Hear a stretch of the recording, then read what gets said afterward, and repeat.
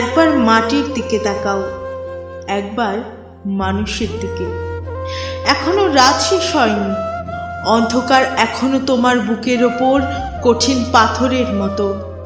তুমি নিঃশ্বাস নিতে পারছো না। মাথার ওপর একটা ভয়ঙ্কর কালো আকাশ এখনো বাঘের মতো থাবা উঁচিয়ে বসে আছে। তুমি যেভাবে পারো এই পাথরটাকে সরিয়ে দাও, আর আকাশের ভয়ঙ্করকে শান্ত গলায় এই কথাটা জানিয়ে দাও, তুমি ভয় পাওনি।